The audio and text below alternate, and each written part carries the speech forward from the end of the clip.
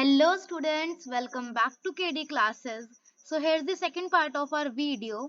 First part हम already complete कर चुके हैं and इस वीडियो में हम पढ़ने वाले हैं क्लास 12th हिस्ट्री के बोर्ड एग्जाम्स के लिए जितने भी important questions हैं MCQ questions उन सभी questions को हम इस वीडियो में कवर करेंगे and इसी वीडियो का पार्ट 1 मैं ऑलरेडी अपलोड कर चुकी हूँ और अगर अब तक आपने उस वीडियो को नहीं देखा है so please check out that to.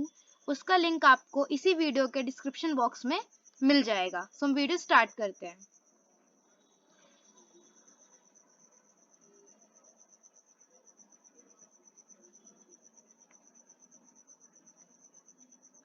So these are the books of our class 12th history. This is the part 1, this is the part 2 and this is the part 3. इन तीनों ही भागों को हमें कंप्लीट करना है, ठीक है। सो इनका एक बार हम सिलेबस रिकॉल कर लेते हैं। जो भाग 1, भाग 2 एंड भाग 3 के जो लेसन्स आ रहे हैं इस बार। ईंटें, मनके और अस्थियां, राज्य, किसान और नगर, बंधुत्व, जाति तथा वर्ग, विचारक, विश्वास और इमारतें, यात्रियों के नजरिए, भक्ति, सूफी परंपराएं, एक साम्राज्य की राजधानी विजयनगर, किसान, जमींदार और राज्य, उपनिवेशवाद और देहात, विद्रोही और राज, महात्मा गांधी और राष्ट्रीय आंदोलन तथा संविधान निर्माण। These are the 12 chapters which we have to done. So हम क्वेश्चन नंबर 1 के साथ इस पार्ट 2 वीडियो को स्टार्ट करते हैं। विजयनगर साम्राज्य की स्थापना किसने की थी? So the options are Harihar और बुक्का, देवराय प्रथम, कृष्णदेव राय या फिर सदाशिव राय। So the answer is Harihar और बुक्का, जो कि दो भाई थे जिन्होंने मिलकर ही विजयनगर की स्थापना की थी। विजयनगर की स्थापना के समय दिल्ली का सुल्तान कौन था? मोहम्मद बिन तुगलक, बलबन, अलाउद्दीन खिलजी या फिर Firoz Shah Tughlaq.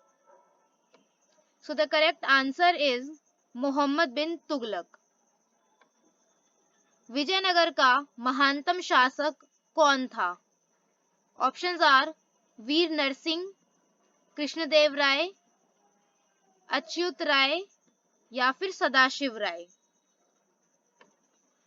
So the answer is Krishnadeva Raya, क्योंकि कृष्णदेव राय विजयनगर में जितने भी विजयनगर में वैसे तो 4 जो हैं वंश रहे हैं, लेकिन उन सभी वंशों में जो सबसे फेमस जो हम शासक कहेंगे वो कृष्णदेव राय ही रहे थे। जैसे मुगलों के लिए हम बोलते हैं अकबर का नाम, ऐसे ही विजयनगर साम्राज्य के सबसे इंपॉर्टेंट या फिर महान शासक थे Krishnadeva Raya. And if you already know the answer so you can comment down that. Hampi किस राज्य से संबंधित है? मौर्य से, गुप्त से, बहमनी से या फिर विजयनगर से? So the answer is Vijayanagar. चोलों की सबसे छोटी प्रशासनिक इकाई कौन थी? उर, मंडलम, वलनाडु या फिर कुर्रम? आंसर है उर। चोलों की सबसे छोटी प्रशासनिक इकाई उर थी। हरिहर और बुक्का ने विजयनगर साम्राज्य की स्थापना कब की थी? ये तो जान लिया कि इन दोनों ने की थी, लेकिन की कब थी? ऑप्शंस देखिए, 1336 में, 1213 में, 1113 में या फिर 1436 में। करेक्ट आंसर है 1336 ईस्वी में हरिहर और बुक्का ने विजयनगर साम्राज्य की स्थापना की थी। विजयनगर के शासकों ने अपने आप को क्या कहा? वो अपने आप को क्या कहलवाना पसंद करते थे? जितने भी इतिहास में हम शासकों के बारे में पढ़ते हैं वो अपने आप को कुछ ना कुछ उपाधि देते हैं। जैसे दिल्ली सल्तनत के टाइम पर सुल्तान उपाधि दी गई थी और मुगलों के टाइम पर बादशाह। ऐसे विजयनगर के शासकों ने अपने आप को क्या कहलवाना पसंद किया? राव, राज, सामंत या फिर राय? करेक्ट आंसर है राय। विजयनगर के शासक खुद को राय कहलवाना पसंद करते थे। विजयनगर पर शासन करने वाला पहला राजवंश कौन सा था? अभी ये तो मैंने आपको बता दिया कि विजयनगर पर कुल 4 वंशों ने राज किया था, लेकिन पहला राजवंश कौन सा था? सुलभ राजवंश, कण्व वंश, संगम वंश या फिर अराविदु वंश? करेक्ट आंसर है संगम वंश। हरिहर और बुक्का जिन दो भाइयों ने विजयनगर की स्थापना की थी, वे संगम वंश से ही संबंध रखते थे। फारस के शासक द्वारा अब्दुल रज्जाक को कालीकाट किस शताब्दी में भेजा गया था? अब्दुल रज्जाक जो कि फारस से विजयनगर आए थे, वो किस शताब्दी में आए थे? 15वीं, 14वीं शताब्दी, 18वीं शताब्दी या फिर 16वीं शताब्दी?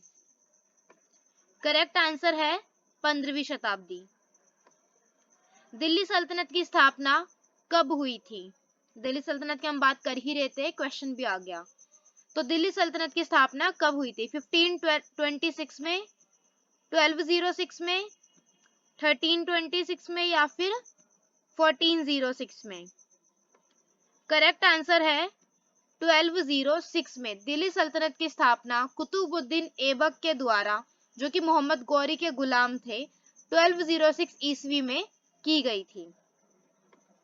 प्रसिद्ध विरूपाक्ष मंदिर कहाँ स्थित है?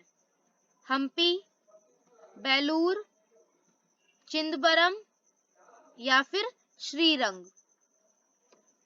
इसका करेक्ट आंसर है हम्पी। प्रसिद्ध विरूपाक्ष मंदिर जो है वो हम्पी में स्थित है। एंड स्टूडेंट्स, अगर आपको खुद को टेस्ट करना हो तो आप मेरे आंसर बताने से पहले ही आंसर्स को सोच लीजिए अपने माइंड में, या फिर आप कमेंट भी कर सकते हैं। And if you don't want comment, तो आप अपने माइंड में रख लीजिए, एंड जब मैं आपको आंसर शो करूं तो आप उससे टैली कर लीजिए। प्रश्न नेक्स्ट है, किस शासक के दरबार में अष्टदिग्गज रहते थे? जैसे नवरत्नों के बारे में सुना है, ऐसे ही अष्टदिग्गज बताने हैं कि किस शासक के दरबार में अष्टदिग्गज रहते थे। देवराय वन, कृष्णदेव राय, अच्युत राय या फिर सदाशिव राय? तो इसका करेक्ट आंसर है कृष्णदेव राय, जो कि विजयनगर के सबसे महान शासक भी हैं। इनके ही दरबार में अष्टदिग्गज रहते थे। रूस में भारत नीति का जनक किसे कहा जाता है? कि रूस में भारतीय नीतियों का पालन करवाना स्टार्ट किसने किया था? निकोली कोटी, अफनासी निकिटन, जीसी लिविदेव या फिर डेमिंगोस पेस? करेक्ट आंसर है जीएस लिविदेव। महानवमी डिब्बा को किस विदेशी यात्री ने विजय का भवन की संज्ञा दी? महानवमी डिब्बा जो कि विजयनगर साम्राज्य में था, उसे किस यात्री ने विजय का भवन कहा था? डेमिंगोस पेस, फरनाओ नूनीज, अब्दुल रज्जाक या फिर निकोली कोटी? करेक्ट आंसर है डेमिंगोस पेस। इन्होंने ही महानवमी डिब्बा को विजय का भवन कहा था। नेक्स्ट क्वेश्चन है, आईने अकबरी कितने भागों में विभक्त है? इंपॉर्टेंट क्वेश्चन है ये। 2, 3, 4 या फिर 5? इसका करेक्ट आंसर है 5। आईने अकबरी 5 भागों में बटी हुई है। अकबरनामा की रचना किसने की है? अकबरनामा जो कि अकबर की जीवनी है, जो कि अकबर की लाइफस्टाइल पर लिखी गई है। अकबर क्या, मुगल वंश के जितने भी शासक थे उन्होंने अपनी जीवनी लिखवाई है, तो अकबरनामा अकबर की जीवनी है। लेकिन इसे लिखा किसने था?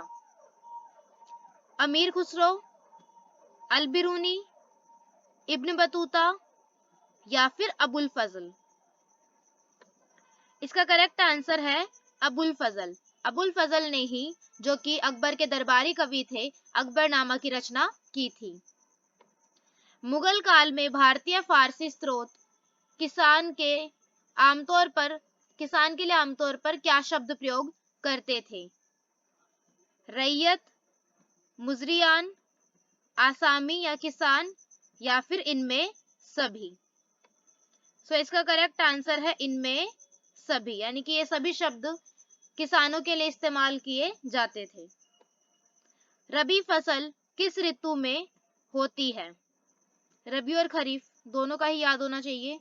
शीत, पतझड़, बसंत या फिर इनमें से कोई नहीं। इसका करेक्ट आंसर है बसंत। रबी फसल बसंत ऋतु में होती है। पंचायत का सरदार एक मुखिया होता था, उसे क्या कहा जाता था?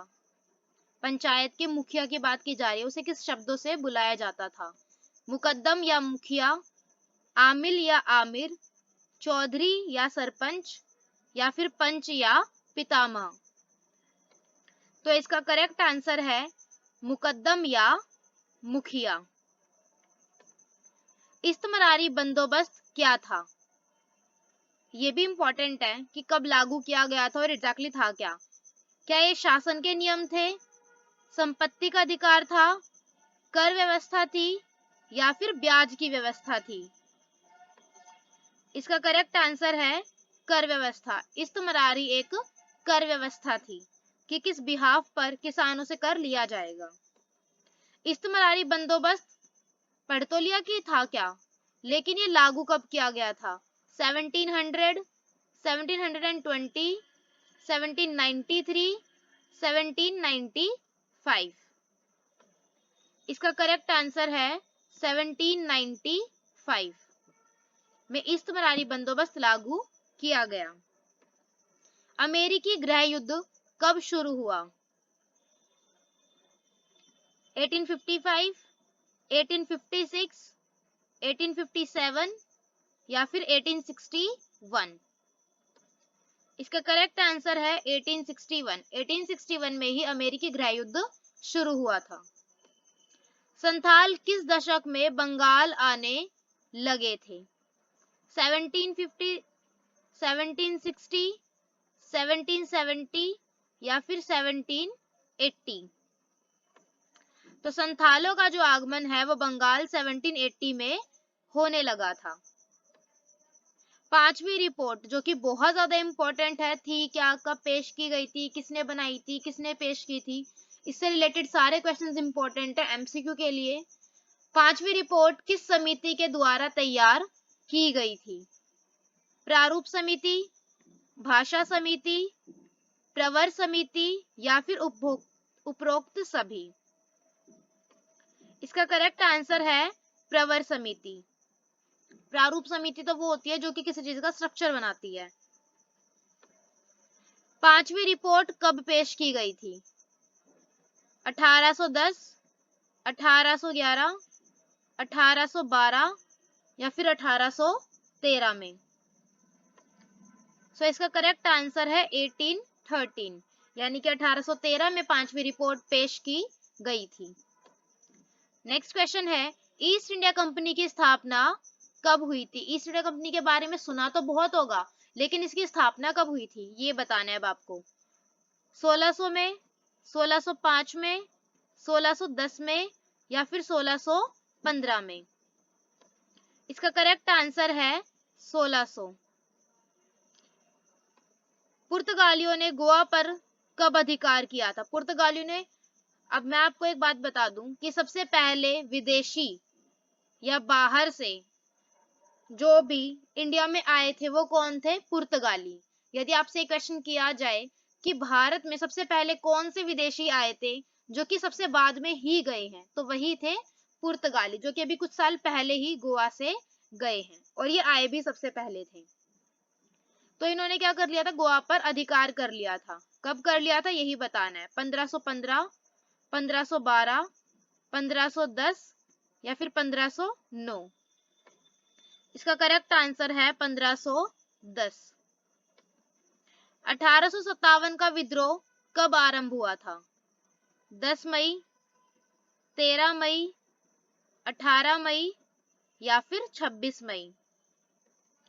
तो इसका करेक्ट आंसर है 10 मई। जो 1857 का विद्रोह था वो 10 मई को मेरठ छावनी में स्टार्ट हुआ था। सहायक संधि की नीति किसने कार्यान्वित की थी? यानी कि सहायक संधि की जो नीति है वो किसने स्टार्ट की थी? बेंटिक, कार्नवालिस, वेलेस्ली या फिर डलहौजी? अब इनके जो नाम होते हैं हिस्ट्री के वो थोड़ा बहुत आगे पीछे हो सकते हैं, क्योंकि इंग्लिश नेम की प्रोनाउंसिएशन को हिंदी में कन्वर्ट करने में थोड़ी कंफ्यूजन होती है। इसका करेक्ट आंसर है वेलेस्ली, जिन्होंने क्या किया था, सहायक संधि की स्टार्टिंग की थी। अवध में स्वतंत्रता सेनानियों का नेतृत्व किसने किया था? अब जब स्वतंत्रता संग्राम चल रहा था तो हर जगह पर, हर सिटी में कोई ना कोई उसको लीड कर रहा था। तो अब आपको बताना है कि अवध में उसे लीड किसने किया था सैनिकों को? बेगम हजरत महल, खान बहादुर खान ने, बहादुर शाह द्वितीय ने, या फिर तात्या टोपे ने? इसका करेक्ट आंसर है बेगम हजरत महल ने। क्या किया था? अवध में स्वतंत्रता सेनानियों का नेतृत्व किया था। अवध में वेलेस्ली द्वारा सहायक संधि कब लागू की गई थी? अभी हमने सेकंड लास्ट क्वेश्चन किया कि सहायक संधि किसने लागू की थी? वेलेस्ली ने, लेकिन कब की थी? अब ये देखते हैं। 1801, 1781, 1856 या फिर 1819? तो इसका करेक्ट आंसर है 1801, यानी कि सहायक संधि 1801 में लागू की गई थी। एंड एमसीक्यू क्वेश्चंस को रटना या फिर याद करना थोड़ा डिफिकल्ट होता है, तो आप इन एमसीक्यू की वीडियो को 2 बार या फिर 3 बार देख लीजिएगा, ताकि ये आपके माइंड में सेट हो सके। क्योंकि अगर आप वीडियो देखने के बाद भूल जाएंगे, एग्जाम टाइम पर आपको कुछ याद नहीं रहेगा, तो फिर उसकी भी कोई वैल्यू नहीं रहने वाली, चाहे आप कितनी भी शॉर्ट वीडियो देख लें या फिर आप कितनी भी लॉन्ग वीडियो देख लें। तो आपके लिए बेटर रहेगा कि भले ही आप शॉर्ट वीडियो देखें या फिर आप थोड़े टाइम में देखें, लेकिन उसे एक बार रिवाइज करने के लिए आप उसी वीडियो को ट्वाइस देख लें एक बार। 1857 के विद्रोह के समय भारत का गवर्नर जनरल कौन था? उस टाइम पर ब्रिटिशर्स यही पोस्ट चलाए करते थे, तो उस टाइम पर भारत का गवर्नर जनरल कौन था? Lord Clive, Lord Bentinck, Lord Canning या फिर लॉर्ड डलहौजी? तो करेक्ट आंसर है लॉर्ड कैनिंग, कि जब 1857 का रिवॉल्ट चल रहा था तो भारत में गवर्नर जनरल थे Lord Canning. And governor general के क्वेश्चन जनरली पूछे ही जाते हैं, सो आपको याद रहने चाहिए।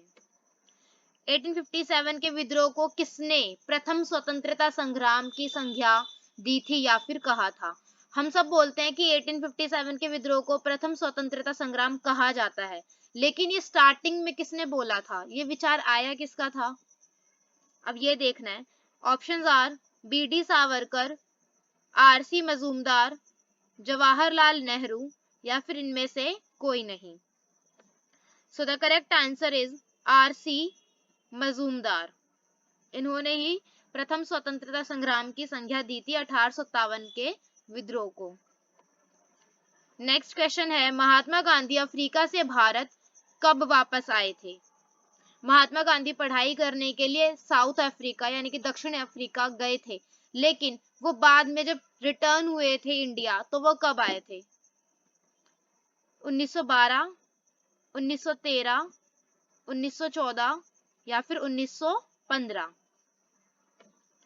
सो इसका करेक्ट आंसर है 1915 या फिर 1915। गांधी जी 1915 में दोबारा लौटकर दक्षिण अफ्रीका से इंडिया आए थे।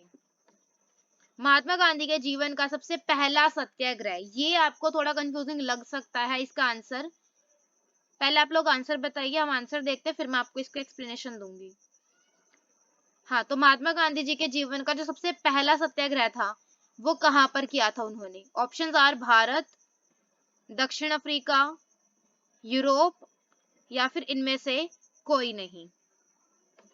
सो इसका करेक्ट आंसर है दक्षिण अफ्रीका। अब आप में से कई लोगों को ऐसा लगेगा कि दक्षिण अफ्रीका कैसे हो सकता है, क्योंकि महात्मा गांधी का जो सबसे पहला सत्याग्रह था इंडिया के अंदर वो तो चंपारण था, जो कि उन्होंने साउथ अफ्रीका से आने के बाद किया था यहाँ पर। तो उनका पहला सत्याग्रह अफ्रीका या फिर साउथ अफ्रीका कैसे हो सकता है?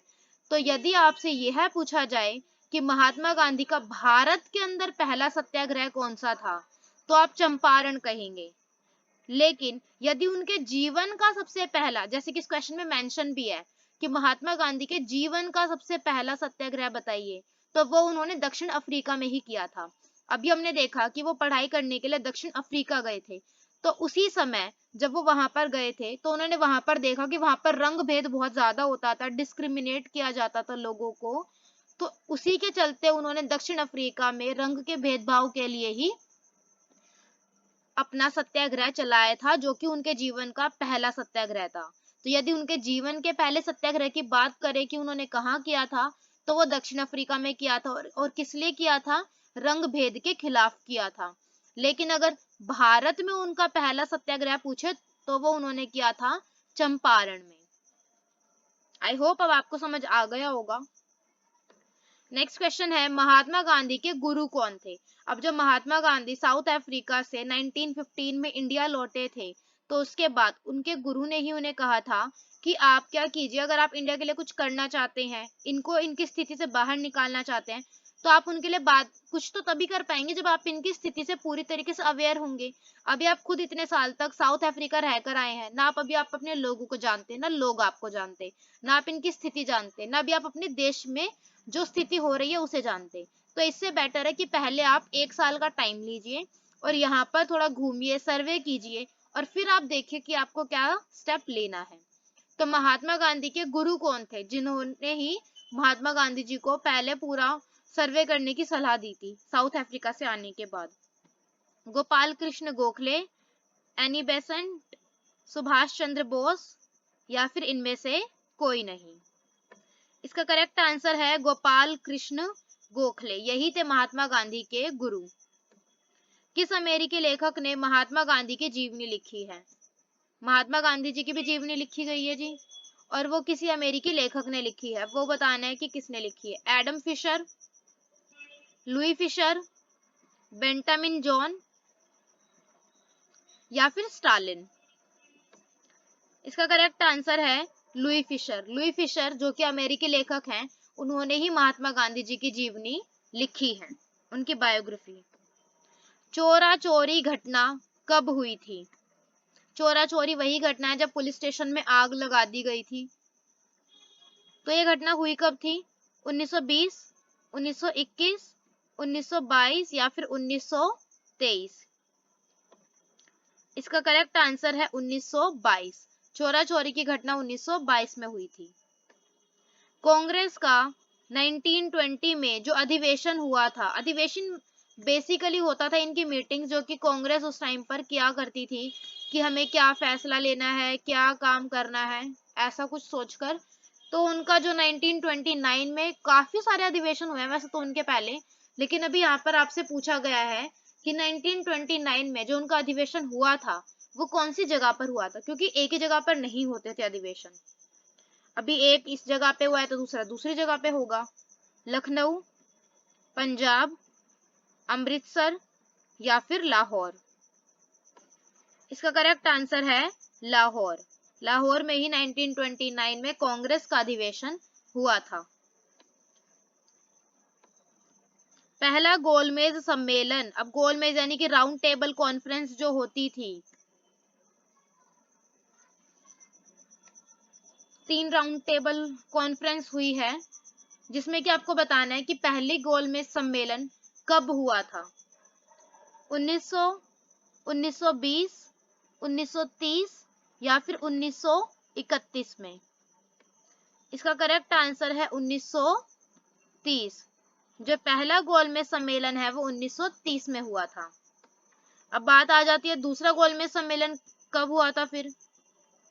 तो दूसरा गोलमेज सम्मेलन देखना है 1900 में, 1920 में, 1930 में, या फिर 1931 में? ऑप्शंस वही हैं।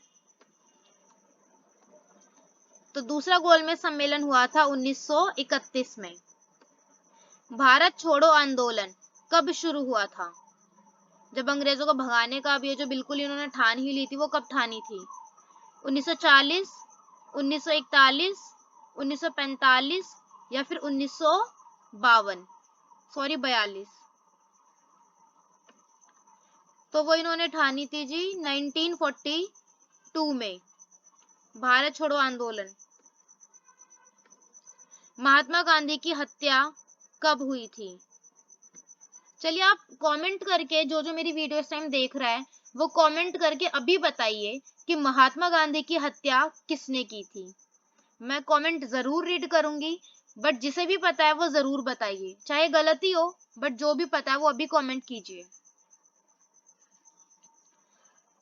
तो फिलहाल हम इसके देखते हैं ऑप्शंस कि महात्मा गांधी जी की हत्या हुई कब थी।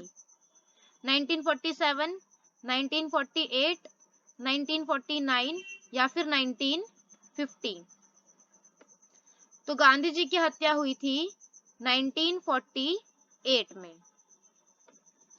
संविधान सभा का बहिष्कार, बहिष्कार मत करने का मतलब होता है उसे एकदम वैल्यूलेस डिक्लेयर कर देना, उसके लिए कोई भाई अब हम तुम्हें नहीं मानते ऐसा कुछ डिक्लेयर कर देना। तो संविधान सभा को किसने नकार दिया था? मुस्लिम लीग ने, कांग्रेस ने, जनता ने या फिर इनमें से कोई नहीं? तो इसका करेक्ट आंसर है मुस्लिम लीग। मुस्लिम लीग जो कि ऐसा मानती थी कि संविधान सभा या जो कांग्रेस पार्टी है वो केवल हिंदुओं की पार्टी है, तो फिर इन्होंने क्या करा था, अपनी खुद की एक संगठन बना लिया था जिसका इन्होंने नाम रखा था मुस्लिम लीग, जो कि 1906 में बनाई गई थी। इन्होंने क्या कर दिया था, फिर संविधान सभा का बहिष्कार कर दिया था और इन्होंने डिमांड करी थी कि अब हमें क्या चाहिए, मुसलमानों के लिए अपना अलग एक देश या फिर राष्ट्र चाहिए। संविधान सभा में उद्देश्य प्रस्ताव किसने पेश किया था? अब उद्देश्य प्रस्ताव बेसिकली एक प्रपोजल था जिसके अंदर, चलिए पहले आप लोग बताइएगा, मैं आपसे पहले क्वेश्चन पूछती हूँ फिर बताऊंगी मैं इस चीज को। संविधान सभा में उद्देश्य प्रस्ताव किसने पेश किया था, पहले ये देखते हैं। गांधी जी ने, पटेल जी यानी कि सरदार वल्लभ भाई पटेल ने, नेहरू जी यानी कि पंडित जवाहरलाल नेहरू ने या फिर इनमें से कोई नहीं? तो इसका करेक्ट आंसर है नेहरू जी ने। जो संविधान सभा में उद्देश्य प्रस्ताव पेश किया गया था वो पंडित जवाहरलाल नेहरू ने किया था। संविधान के अस्थायी अध्यक्ष कौन थे? संविधान के अस्थायी, अस्थायी का मतलब है जब संविधान सभा की पहली बैठक हुई थी तो उस दिन तक कोई भी अध्यक्ष जो है वो नहीं चुना गया था। तो ना चुने जाने से क्या होगा, अब क्या वो मीटिंग ही ना हो, वो सभा ही ना बैठे? नहीं। तो उन्होंने उस दिन पहली बैठक के अंदर क्या किया था कि जो सबसे एक्सपीरियंस्ड या जो सबसे एजेड इंसान है हम उसी को आज के लिए सिर्फ संविधान सभा का अस्थायी टेम्पररी अध्यक्ष बना देते हैं। तो वो कौन बनाए थे, ये देखते हैं। सच्चिदानंद सिन्हा, राजेंद्र प्रसाद, भीमराव अंबेडकर या फिर इनमें से कोई नहीं? तो इसका करेक्ट आंसर है सच्चिदानंद सिन्हा। अब ये तो है अस्थायी अध्यक्ष जो कि सिर्फ उसी दिन पहली बैठक में बनाए गए थे। अब मैं आपको एक और क्वेश्चन दे रही हूँ, आप उसका भी आंसर कमेंट कीजिएगा कि संविधान सभा के स्थायी अध्यक्ष कौन थे, यानी कि संविधान सभा के परमानेंट अध्यक्ष कौन बनाए गए थे पहली बैठक के बाद। पहली बैठक में तो सच्चिदानंद सिन्हा थे, लेकिन उसके बाद की सभी बैठकों में कौन अध्यक्ष बनकर रहे थे, ये आप जरूर कमेंट कीजिए। नेक्स्ट क्वेश्चन है, स्वतंत्रता के समय महात्मा गांधी के कहने पर कौन केंद्रीय विधि मंत्री का पद संभालने को तैयार हुए? इसके लिए मैं आपको 2-3 लाइन की एक एक्सप्लेनेशन देना चाहूंगी जो कि मुझे लगता है आपके लिए जानना जरूरी है। पहले ऑप्शंस देखते हैं, भीमराव अंबेडकर, सोमनाथ, सरदार पटेल या फिर इनमें से कोई नहीं? इसका करेक्ट आंसर है भीमराव अंबेडकर। अब इसमें ऐसा क्यों लिखा है कि गांधी जी के कहने पर? क्योंकि जो भीमराव अंबेडकर है वो कांग्रेस पार्टी से उतने ज्यादा प्रभावित नहीं थे और वो उसे ज्वाइन नहीं करना चाहते थे, लेकिन वो महात्मा गांधी को मानते थे। तो इसीलिए महात्मा गांधी के कहने पर ही उन्होंने केंद्रीय विधि मंत्री का पद संभालना चाहा या फिर संभालने को तैयार हुए, अदरवाइज उन्होंने पहले मना कर दिया था। संविधान सभा की प्रारूप समिति के अध्यक्ष कौन थे? ये भी बहुत इंपॉर्टेंट है एमसीक्यू के लिए कि संविधान सभा की प्रारूप समिति, पहले मैं आपको प्रारूप समिति बता देती हूँ क्या होती है। वैसे भी मैं आपको आगे क्वेश्चन में इसकी एक्सप्लेनेशन देकर आई हूँ। प्रारूप समिति वो होती है जो कि एक रफ स्ट्रक्चर बनाती है बेसिकली, ठीक है, जो किसी भी चीज को, जैसे हम बोलते हैं ना कोई काम हम करने जाने वाले हैं तो वो उस टाइम पर गलत ना हो जाए, इसलिए हम पहले ही इसका एक रफली एक ड्रॉ कर लेते हैं, एक रफ स्ट्रक्चर बना लेते हैं ताकि फिर इसमें से ही कॉपी पेस्ट करके साफ साफ लिखा जा सके। तो एक प्रारूप समिति बनाई गई थी संविधान सभा की जिन्होंने संविधान को लिखने का, रिटर्न रूप देने का काम किया था। तो उस समिति के भी अध्यक्ष कौन थे हमें ये बताना है। गोपाल कृष्ण गोखले, जवाहरलाल नेहरू, भीमराव अंबेडकर या फिर इनमें से कोई नहीं। गोपाल कृष्ण गोखले वही जिनके बारे में हमने अभी पढ़ा है कि ये महात्मा गांधी के गुरु थे। और जवाहरलाल नेहरू को सभी जानते हैं कि ये हमारे देश के पहले प्रधानमंत्री भी रहे हैं और विदेश मंत्री भी रहे हैं। ठीक है, करेक्ट आंसर देखते हैं। इसका आंसर है भीमराव अंबेडकर, कि जो भीमराव अंबेडकर है उन्हीं को ही प्रारूप समिति का अध्यक्ष बनाया गया था। और इन्हीं के द्वारा, इसीलिए कहा जाता है कि संविधान लिखा किसने है, भीमराव अंबेडकर ने। भारतीय संविधान बनने में कितना समय लगा था? संविधान बन तो गया लेकिन समय कितना लगा था? 2 साल 11 महीने 18 दिन, 3 साल 11 महीने 18 दिन, 2 साल 11 महीने 40 दिन, या फिर 2 साल 10 महीने 18 दिन। इसका करेक्ट आंसर है 2 साल 11 महीने 18 दिन। इतना टाइम लगा था भारतीय संविधान को बनने में। संविधान सभा की पहली बैठक कब हुई थी? 9 दिसंबर 1946, 11 दिसंबर 1946, या 13 दिसंबर 1946, या फिर 16 दिसंबर 1946। इसका करेक्ट आंसर है 9 दिसंबर 1946। 9 दिसंबर 1946 को ही संविधान सभा की पहली बैठक हुई थी, जिसमें अध्यक्ष किसी को भी ना चुने जाने के चलते डॉक्टर सच्चिदानंद सिन्हा को ही अस्थायी अध्यक्ष बनाया गया था। और स्थायी अध्यक्ष कौन थे, ये आप ऑलरेडी अब तक कमेंट कर चुके होंगे। अगर कमेंट नहीं किया तो अभी जाके कीजिए, because this is the time to test yourself. उद्देश्य प्रस्ताव कब पेश किया गया था? उद्देश्य प्रस्ताव अभी हमने देखा कि किसने पेश किया था, लेकिन कब पेश किया गया था? 9 दिसंबर 1946, 11 दिसंबर 1946, 13 दिसंबर 1946, या फिर 16 दिसंबर 1946। 9 दिसंबर को अभी हमने देखा कि संविधान सभा की पहली बैठक हुई थी, 11 दिसंबर को दूसरी बैठक हुई थी, और 13 दिसंबर को तीसरी बैठक हुई थी संविधान सभा की। लेकिन हमें यह बताना है कि उद्देश्य प्रस्ताव कब पेश किया गया था, किसने किया था? पंडित जवाहरलाल नेहरू ने। इसका करेक्ट आंसर है 13 दिसंबर 1946। So thank you so much for watching. Hope you like the video and please subscribe the channel to get more videos like this. अगर आपको मेरी वीडियो थोड़ी भी हेल्पफुल या थोड़ी भी अच्छी लगी हो तो प्लीज इस वीडियो को लाइक कीजिएगा, अपने फ्रेंड्स के साथ शेयर कीजिएगा और चैनल को जरूर से जरूर सब्सक्राइब कीजिएगा। और अब तक नहीं किया तो प्लीज अभी जाके कीजिए सब्सक्राइब, क्योंकि अगर आपके एक भी लाइक्स और एक भी सब्सक्राइब से मुझे बहुत ज्यादा मोटिवेशन मिलती है, और ताकि मैं ऐसी वीडियोस और बना सकूं आपके लिए। Thank you so much.